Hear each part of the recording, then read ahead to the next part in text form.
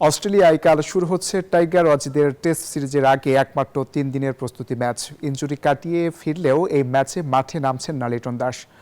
সিরিজের প্রস্তুতি নিয়ে সন্তুষ্টির কথা জানিয়েছেন tiger pacer Hasan Mahmud.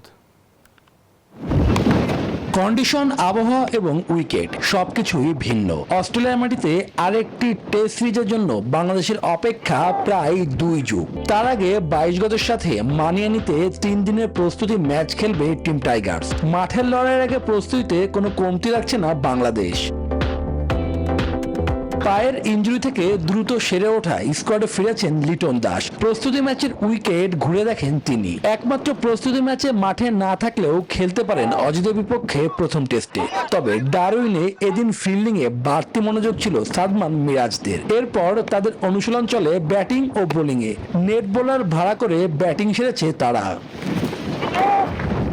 Nahid Rana ইনজুরিতে miss করছেন অস্ট্রেলিয়ার বিপক্ষে সিরিজ। তাই সাদা পোশাকে হাসান মাহমুদ বাংলাদেশ একাদশে থাকার বিষয়টি অনেকটাই নিশ্চিত।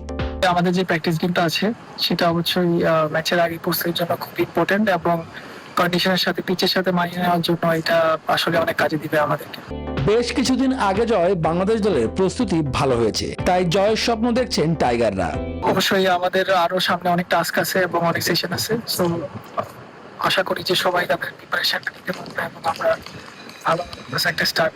টেস্টে এখন পর্যন্ত 2 দল মুখোমুখি হয়েছে 6 ম্যাচ, যেখানে স্মিথ স্টার্করা জয় পেয়েছে 5টিতে। আর বাংলাদেশের একমাত্র ঐতিহাসিক টেস্ট সিরিজ জয় 2017 সালে মিরপুরে।